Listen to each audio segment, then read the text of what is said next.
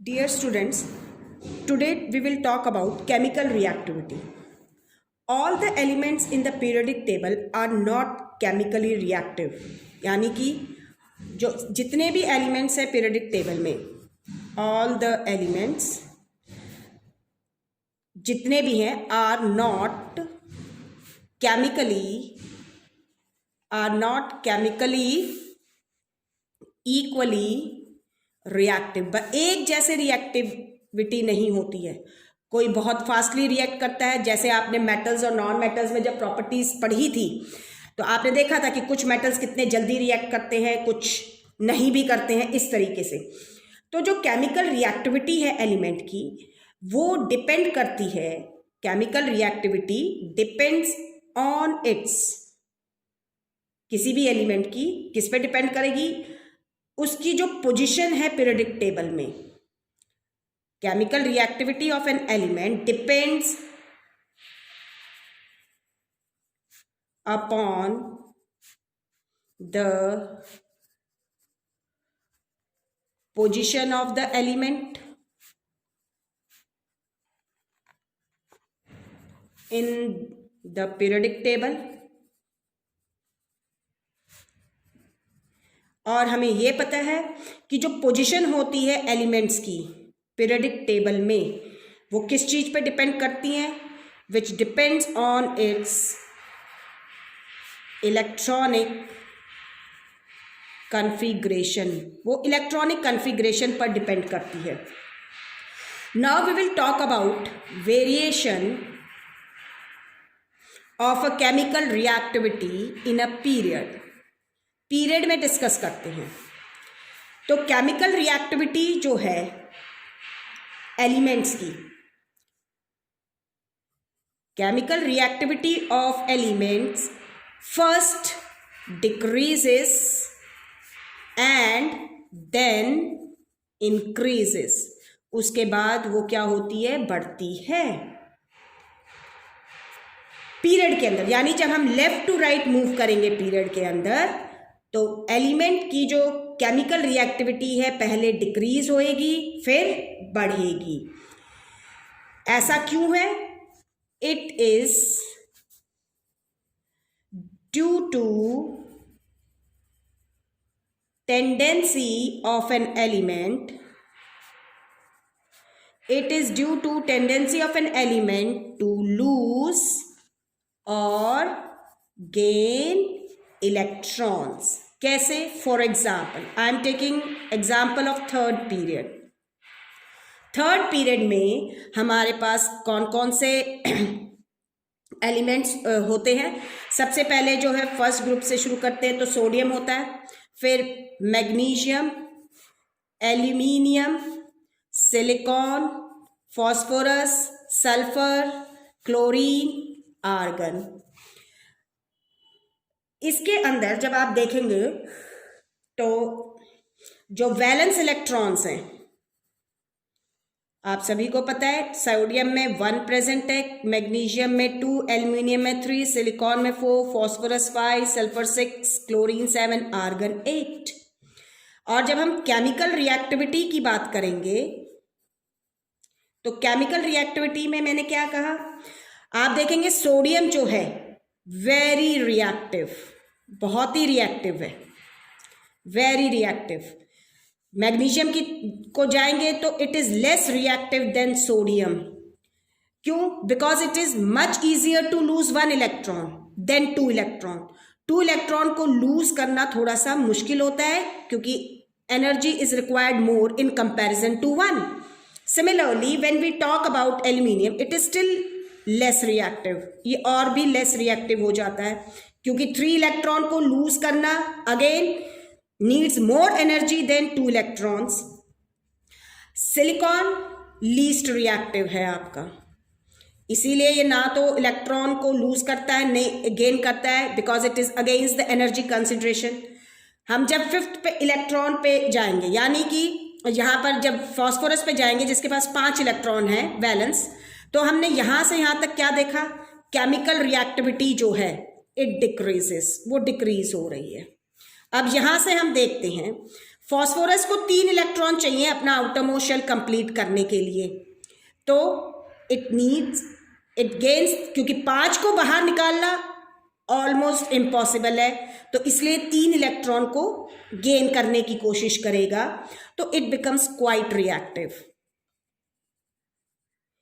अब सल्फर को देखते हैं तो इसको सिर्फ 2 इलेक्ट्रॉन्स ही चाहिए, तो 3 की जगह बजाय 2 इलेक्ट्रॉन गेन करना और आसान हो जाता है, तो it becomes more reactive than phosphorus. ये फॉस्फोरस से ज्यादा रिएक्टिव हो जाता है। When we talk about chlorine, it needs only 1 electron to complete its outermost shell. So to gain 1 electron is much more easier than to gain 3 and 2 electrons. So it becomes very reactive. ये बहुत ही reactive होता है आपका। तो यहां से यहां तक रिएक्टिविटी इट इंक्रीजेस, तो पहले डिक्रीज हुई फिर बढ़ गई। तो रिएक्टिविटी में क्या है, tendency to lose electron is decreasing but tendency to gain electron is increasing.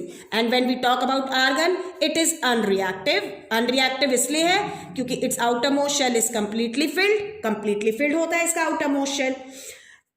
तो हमने क्या देखा पीरियड के अंदर केमिकल रिएक्टिविटी को। अब हम बात करेंगे वेरिएशन इन अ ग्रुप में वेरिएशन की बात करते हैं। तो हम क्या देखते हैं वेरिएशन इन अ ग्रुप में कि all the elements in a group, हमने क्या देखा कि ग्रुप के अंदर क्या होता है, जितने भी एलिमेंट्स होते हैं they have similar electronic configuration. Similar electronic configuration का मतलब क्या है, that is have the same number of valence electron, same number है वैलेंस इलेक्ट्रॉन का।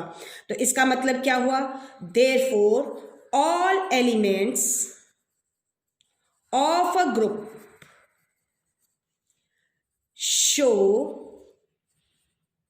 Similar chemical properties, similar chemical properties show करेंगे, लेकिन हाउएवर जो केमिकल रिएक्टिविटी है, however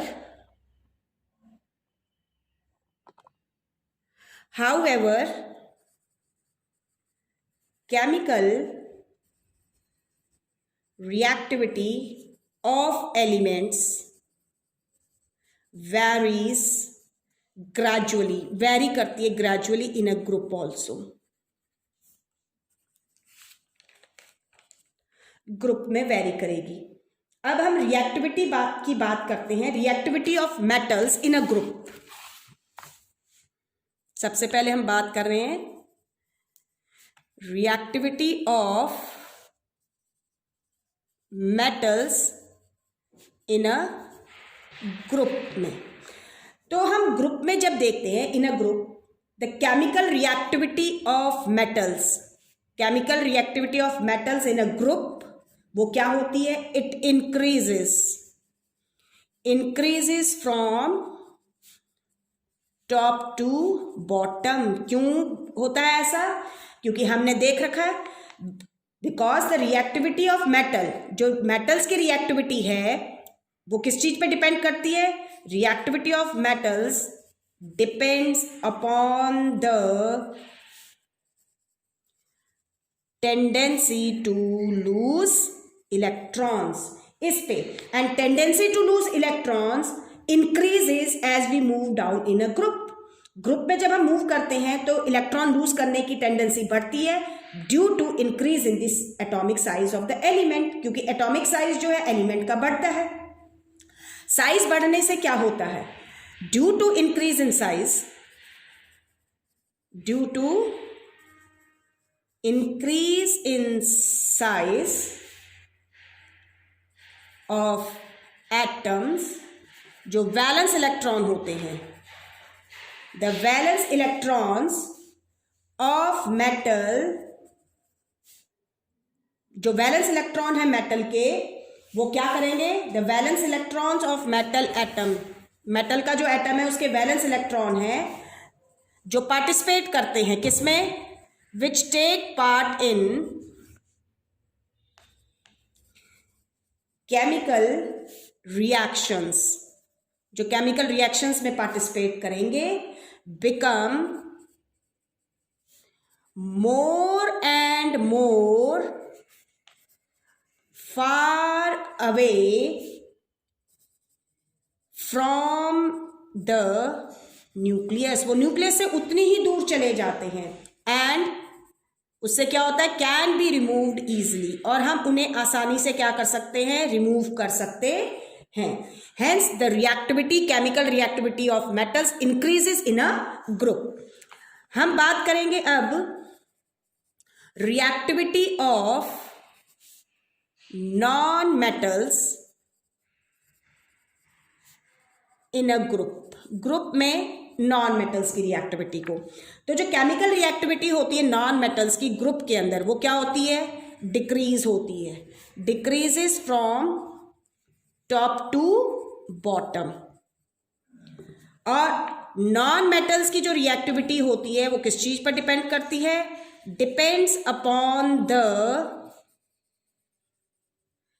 tendency to gain electrons, जो इलेक्ट्रॉन की टेंडेंसी है गेन करने की।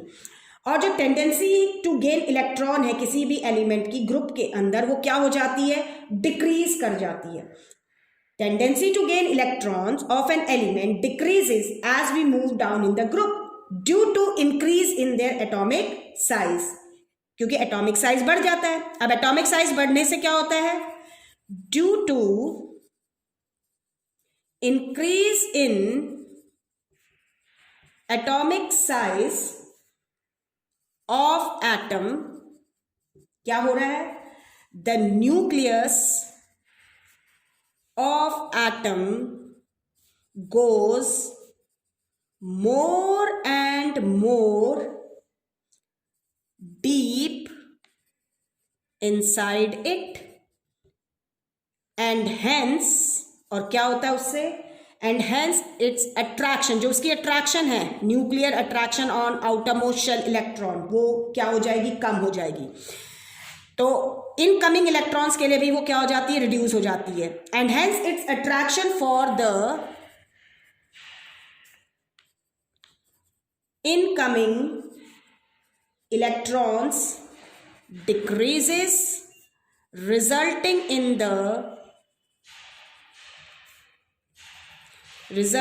in the decrease in their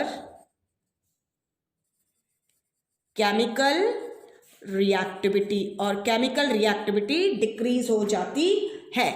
अब हम एग्जाम्पल देखते हैं, जैसे एग्जाम्पल्स में आप देखिए, फॉर एग्जाम्पल जैसे हम फर्स्ट ग्रुप में देखते हैं तो lithium, sodium, potassium, rubidium, caesium, francium, तो इसके अंदर ऐसे मेटल्स में जाएंगे तो केमिकल रिएक्टिविटी बढ़ रही है, ठीक है, इलेक्ट्रोपॉजिटिव कैरेक्टर बढ़ रहा है।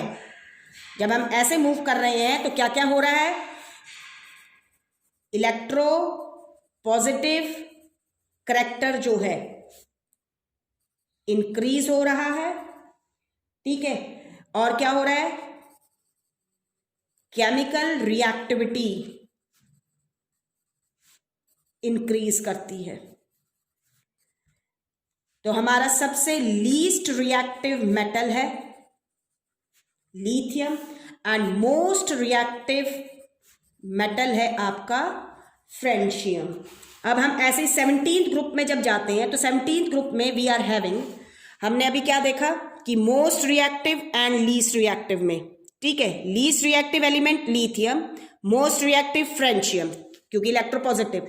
17th ग्रुप में हम देखते हैं जैसे, तो फ्लोरीन, क्लोरीन, ब्रोमीन, आयोडीन, एस्टाटाइन, तो मोस्ट रिएक्टिव फ्लोरीन है एंड लीस्ट रिएक्टिव एस्टाटाइन है। क्यों? क्योंकि जब हम ऐसे मूव करेंगे 17th ग्रुप में, यानी नॉन मेटल्स के केस में, इलेक्ट्रोनेगेटिव कैरेक्टर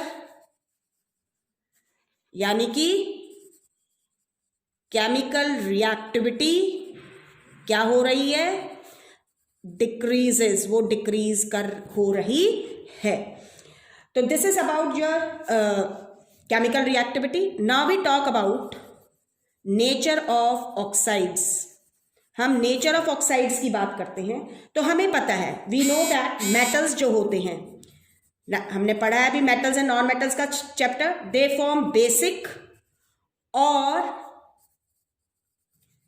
एम्फोटेरिक ऑक्साइड्स, ये आपके ये बनाते हैं।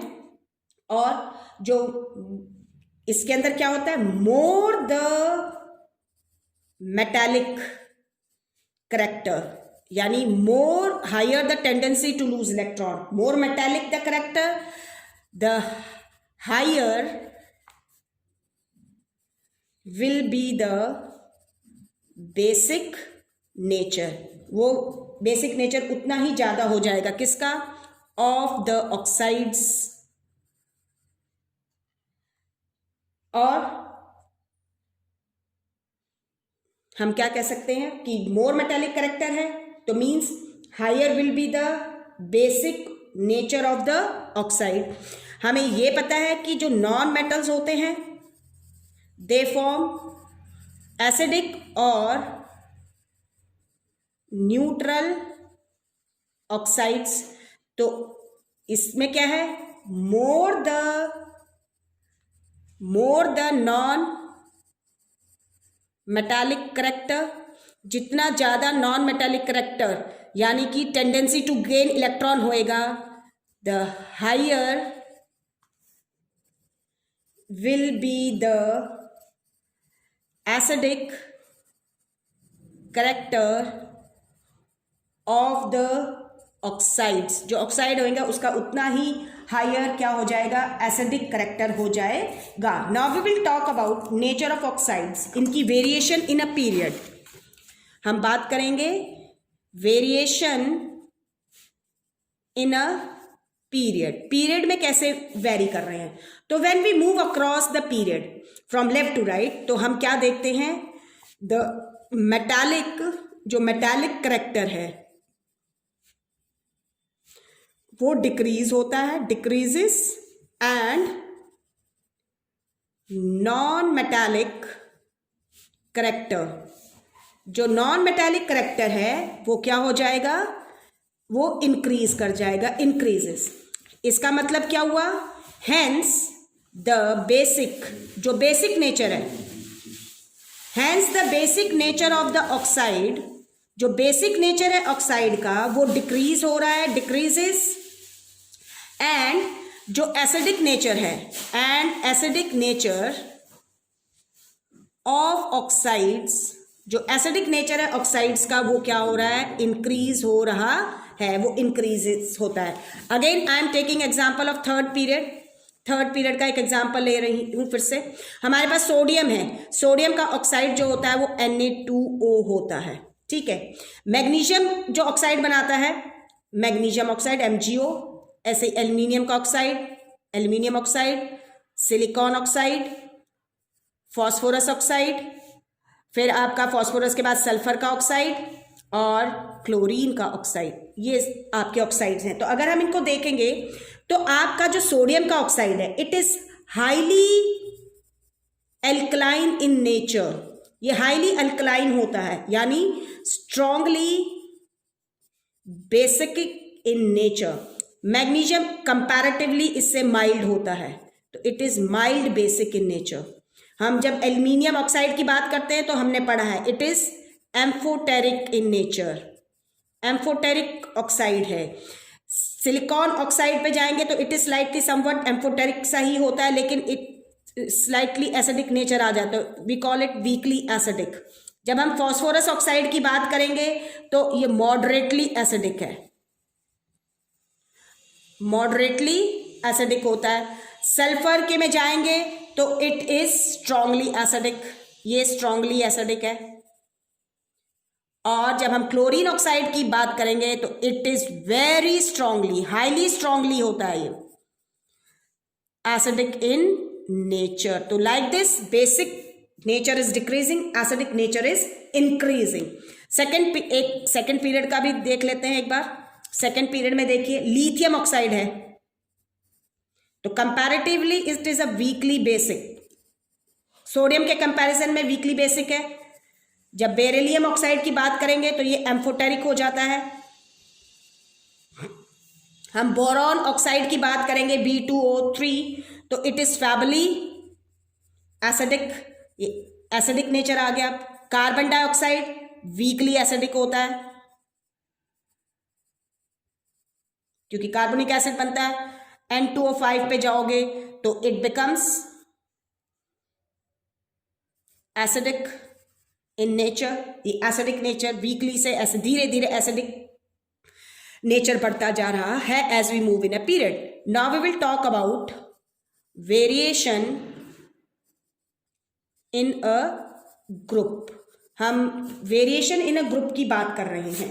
तो जब हम वेरिएशन इन अ ग्रुप की बात करेंगे तो हम क्या देखते हैं कि ग्रुप के अंदर as we move from top to bottom, ऊपर से नीचे की तरफ मूव करेंगे ग्रुप के अंदर फ्रॉम टॉप टू बॉटम, जो मेटालिक करेक्टर है, मेटालिक करेक्टर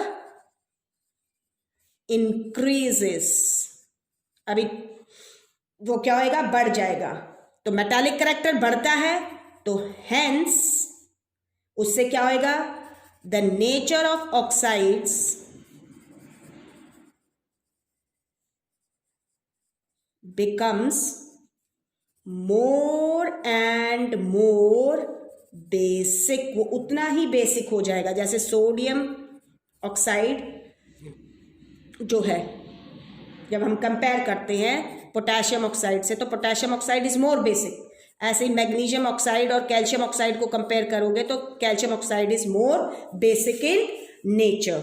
इसी तरीके से आप जब उसमें जाएंगे नॉन मेटल्स के केस में देखेंगे तो नॉन मेटल के केस में क्या हो रहा है, जब हम जो नॉन मेटल का केस होता है उसमें क्या होता है, ग्रुप के अंदर नॉन मेटालिक करैक्टर जो है, नॉन मेटालिक करैक्टर जो है वो क्या होता है, डिक्रीज हो रहा है। तो वो डिक्रीज हो रहा है तो इसका मतलब जो नेचर है ऑक्साइड का, nature of oxides, it becomes less and less acidic, वो उतना ही कम एसिडिक होता चला जाएगा। Now we will talk about last जो प्रॉपर्टी है दैट इज इलेक्ट्रोनेगेटिविटी। इलेक्ट्रोनेगेटिविटी, हम इलेक्ट्रोनेगेटिविटी की बात कर रहे हैं। तो इलेक्ट्रोनेगेटिविटी जो होती, it is the tendency of an atom, tendency of an atom in a molecule to attract a shared pair of electrons towards itself। अपनी तरफ टेंडेंसी जो है शेयर्ड पेयर ऑफ इलेक्ट्रॉन्स को खींचने की, उसको हम इलेक्ट्रोनेगेटिविटी कहते हैं।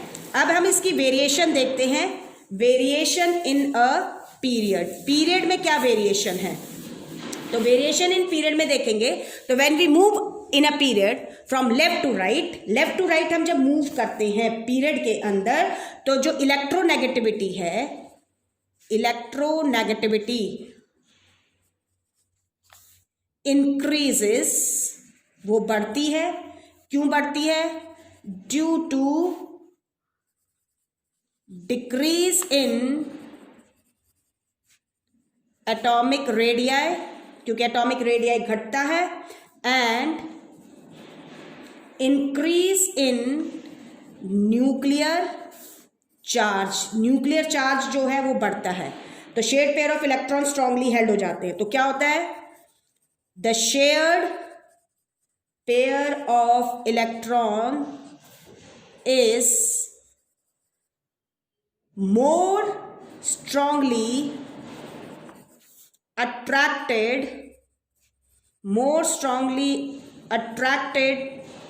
towards the nucleus of more electronegative atom due to the combined due to the combined effect of decreasing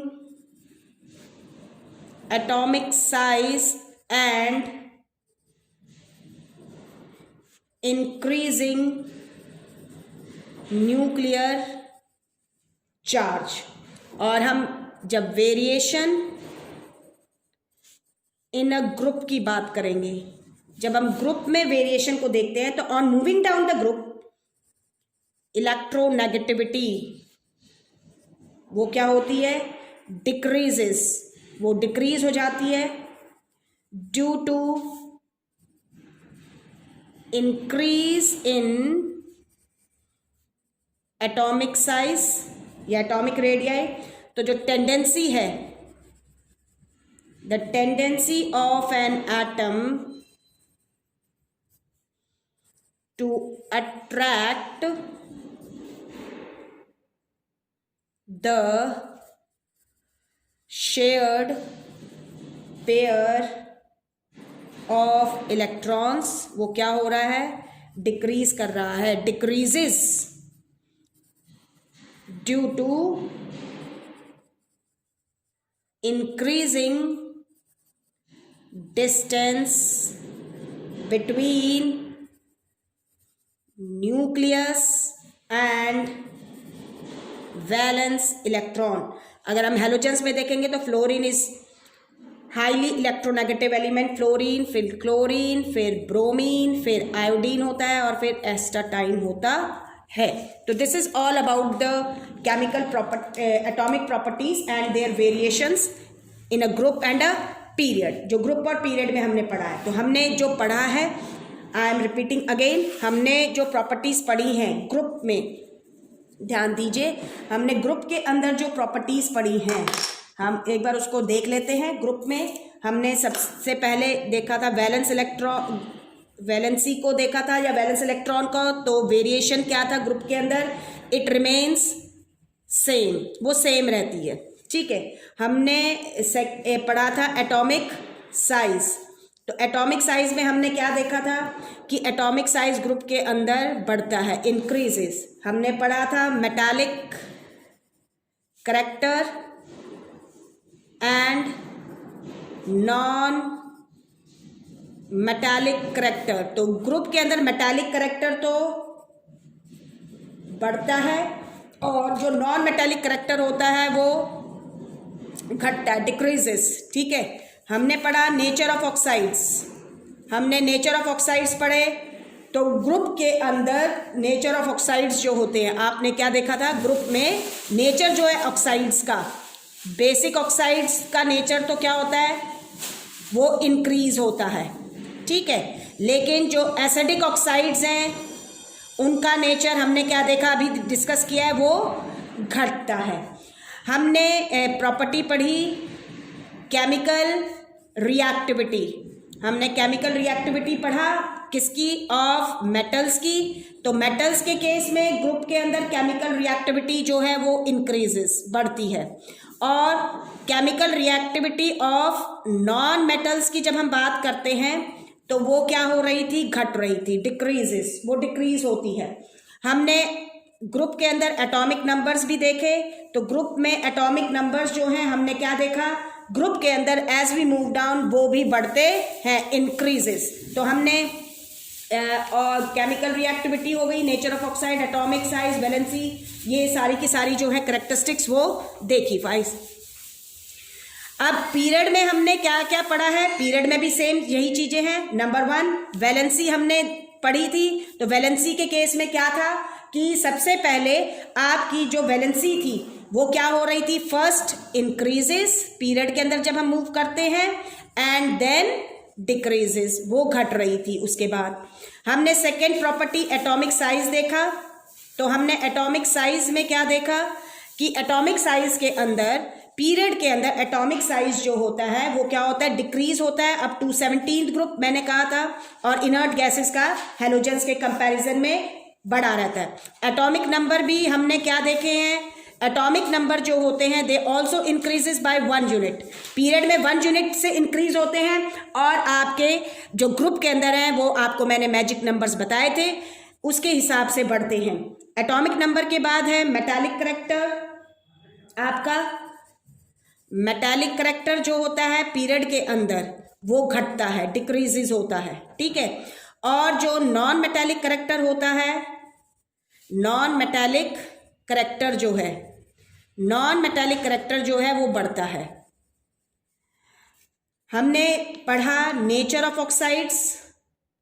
nature of oxides में हमने क्या देखा पीरियड के अंदर, बेसिक से एम्फोटेरिक और एम्फोटेरिक से एसिडिक, ऐसे है नेचर ऑक्साइड्स का।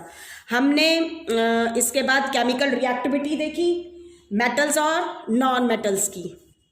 केमिकल रिएक्टिविटी किसकी देखी, मेटल्स की। तो केमिकल रिएक्टिविटी जो थी मेटल्स की वो घट रही थी क्योंकि टेंडेंसीज टू लूज इलेक्ट्रॉन, और नॉन मेटल्स की जो केमिकल रिएक्टिविटी थी वो क्या हो रही थी, इंक्रीजेस, वो बढ़ रही थी ग्रुप के अंदर। तो this is all about your chapter 5।